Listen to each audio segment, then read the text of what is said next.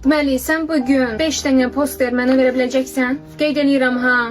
Sən də bugün sənə atdığım nömrələrə zəng elə hamısını eşitdin. Sonra mənə deyərsən. Hə, sən də gedərsən bugün bayram alış-verişinə. Mən bilmirəm nə gəldi alırsan. Sən öz cibindən ödə, mən sənə pulu kartıva atarım. Nə bilim, indi siz nə tər bilirsinizsə, elə də eləyək də. Yəni, nə deyirdin ona? Ay qızım, onun adı nə idi? Şəkil düzəldirdin. Ha, Poster deyirsiniz, gəl onu reklama qoymaq düzgün şeydir.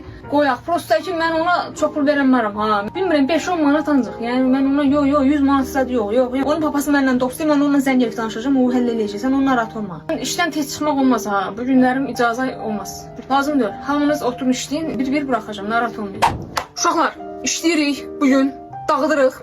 Düzünə sıra dizaynerlər, copywriterlər, SMM'lər, marketologlar. Marketolog yoxmuş.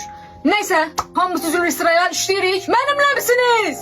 Eurolar gəlir, eurolar, dollarlar. Qızılla sizə ödəniş edəcəm. O kadar pulumuz olacaq ki, bak çörəyəm olsun, o kadar pulumuz olacaq ki, uşaqlar. Gəlin bura uşaqlar, gəlin. Əziz işçilər, ayın 1-i, 2-si, 3-ü iş olmayacaq. Tualetdə şlanklara diqqət yetirin. Şlankı çox naporla açmayın. Xarab olur. Qara çörəyin əvəzinə də ağ çörək yeyəcəksiniz. Siqaret çəkməyə nə qədər çox getsəz, tualetə getmə haqqınız o qədər azalacaq. Rəhbərlik nə yazıb, onu oxuyuram sizə.